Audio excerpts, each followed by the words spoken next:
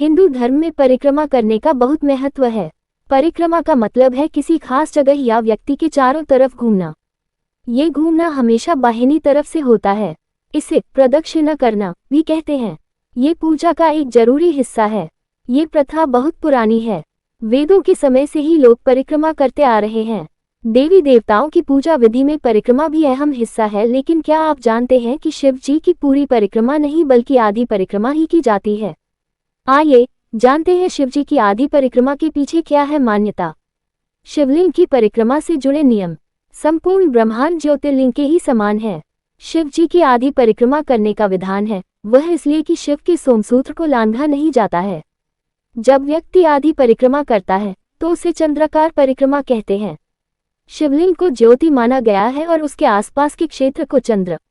आपने आसमान में अर्धचंद्र के ऊपर एक शुक्र तारा देखा होगा। ये शिवलिंग उसका ही प्रतीक नहीं है बल्कि संपूर्ण ब्रह्मांड ज्योतिर्लिंग के ही समान है।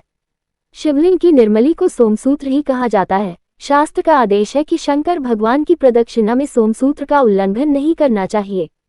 शक्ति का स्रोत है सोमसूत्र। सोमसूत्र में शक्ति स्रोत होता है, अतः उसे लांघते समय पैर फैलाते हैं और व्यम निर्मित और 5 अंतस्थ वायु के प्रवाह पर विपरीत प्रभाव पड़ता है। इससे देवदत्त और धनंजय वायु के प्रवाह में रुकावट पैदा हो जाती है जिससे शरीर और मन पर बुरा असर पड़ता है। अतः शिव की अर्धचंद्राकार प्रदक्षिणा ही करने का शास्त्र का आदेश है। शिवलिंग की परिक्रमा किस ओर से करनी चाहिए? शास्त्रों में अन्य स्थानों पर मिलता है कि तृण, काष्ठ, पत्ता, पत्थर, ईंट आदि से ढके हुए सोमसूत्र का उल्लंघन करने से दोष नहीं लगता है। लेकिन शिवस्यार्थ प्रदक्षिणा का मतलब शिव की आधी ही प्रदक्षिणा करनी चाहिए।